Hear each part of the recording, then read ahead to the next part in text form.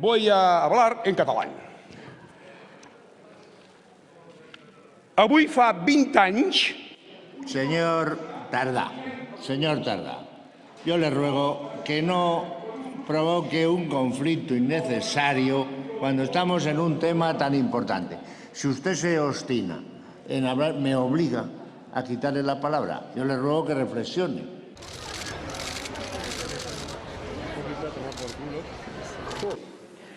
The Kingdom of Spain has some trouble with freedom.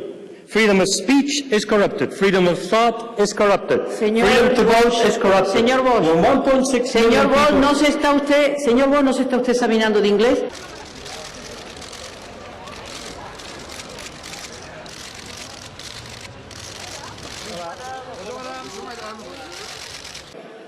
Nosotros apoyamos la regeneración democrática y es por eso mismo que no entendemos por qué eso que se nos obliga a los alumnos, nosotros no lo podemos... Señor Bosch, lo siento, no tiene usted la palabra. Señor Bosch, lo siento, pero no tiene usted la palabra. Le ruego abandone. Gracias. No entiendo.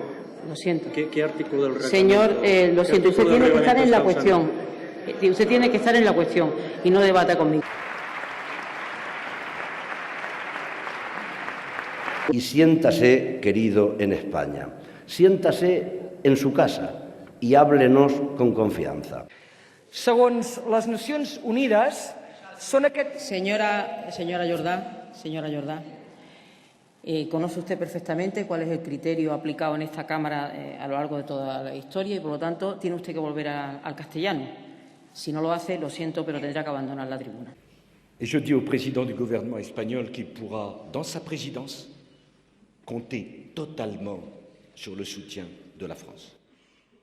Mais quelle Europe voulons-nous? Señora Presidenta, permítame, solo le ruego, le pediría, por favor, si es posible, que me lea el artículo, a los señores letrados, el artículo del reglamento de la Cámara que... Señora Jordá, no debata usted con la Presidencia. Le ruego, cumpla estrictamente las normas que se aplican en la Cámara. Si vuelve usted al catalán, siento decirle, tiene que abandonar la tribuna. Nous autres, femmes et hommes politiques, nous avons non pas le droit, mais le devoir de réfléchir autrement. Tiene usted que cumplir el reglamento, aunque comprendo que su argumento puede ser incluso interesante, pero no se puede aplicar.